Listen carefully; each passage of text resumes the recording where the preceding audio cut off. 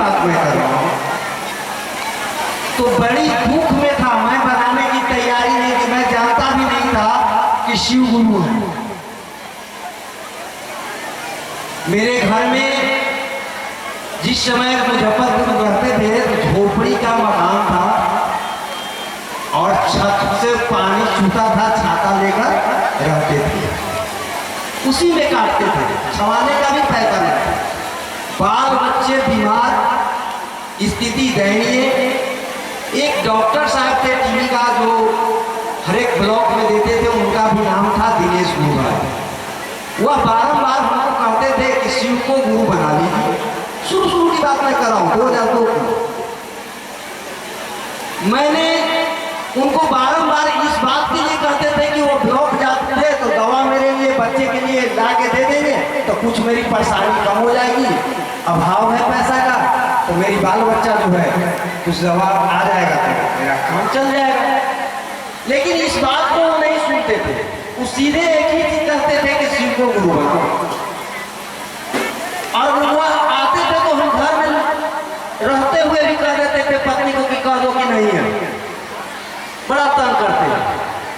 मैंने उछा कर, मैंने आते गए, मैं उसको उछा कर मतलब तंग हो गए उनके आते हुए। तब मैंने कहा कि ठीक है बहुत तंग कर रहे, चलिए शिव को गुरु बना लेते।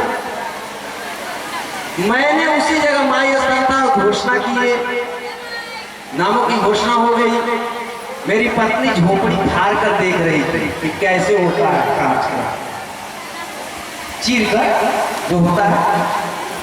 जब साहेब का कार्यक्रम मुजफ्फरपुर सीतामढ़ी समस्तीपुर जो है कार्यक्रम था, ठीक मेरा घोषणा से 1 महीना बाद, मतलब पहले बाद में घोषणा हो उसके बाद 1 महीना के बाद, तो मैं वहां जाने के लिए असमर्थ था। सुनिएगा मेरी बातों को ध्यानपूर्वक, आप लोग जहां भी हैं आप लोग शांति बनाकर सुनने का प्रयास करें। मेरे पास पैसा नहीं था कि मैं उस जगह कार्यक्रम देखने जाऊं साहब की। लोगों ने कहे गुरु भाई गुरु महाराज मुजफ्फरपुर के कि आपको चलना ही है तो चलना है, आप पैसा नहीं दीजिएगा फिर भी आपको जाना है। मेरे मन में एक ख्याल आया, विचार आया कि मैं गुरु का काम करने जा रहा हूँ, ईश्वर का काम करने जा रहा हूँ, दूसरे के पैसा से मैं क्यों काम करूँ, मैं अपने से क्यों नहीं करूँ। मैं अपनी पत्नी का पायल बेच दिया और पायल बेचकर मैं उस कार्य में गया था।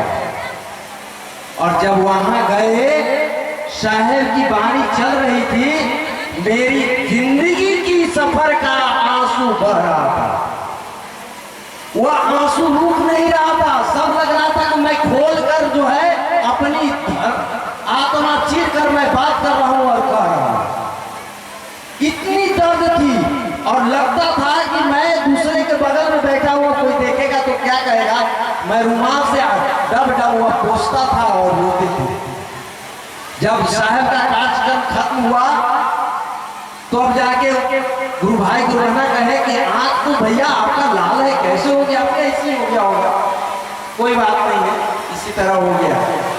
जब घर उपस्थिति घर में किए, मेरी पत्नी पूछी कि तुम कहाँ से देखे साहब का, हम यहाँ आप देखे हैं, बहुत संतुष्ट है, जो भी है ठीक है। धीरे धीरे परेशानियां सब खत्म होती चली गई। जैसे जैसे समय देखिए एक बैग नहीं होता है, जितनी लगाव महादेव से रखिएगा, नजदीकी पन बनाइएगा तभी आपको पाएंगे, वो आपके अंदर में बैठ जाएंगे। जैसे आप किसी की माँ हैं, किसी के पिता हैं, आप अपने पुत्र जो नजदीक होता है, जितनी लगाव होता है, वो अपना चाहे जिद हद करता है तो वो देता है, जहां से भी करता है माँ बाप कर देता है। उसी प्रकार वह जो है गुरु जो है देते हैं। वह जो है आज के परिवेश में क्या कहे हमें, जो सब चीज दिया, जो मांगा वो दिया, अब इससे बढ़ के मैं क्या कर सकता हूं। इतने दिए, दया याचना की है कि मैं वक्त पर जो भी कहा और वो सुनते हैं, ऐसी बात नहीं कि मेरे के साथ ही सुनते हैं, आपके भी साथ सुनेंगे। आपकी मन जिस समय उसके लिए जगह स्थान नहीं होता है, ध्यान दीजिएगा। आपको लगता है कि कोई महादेव किसी रूप में आते हैं, ऐसा कोई बात नहीं है।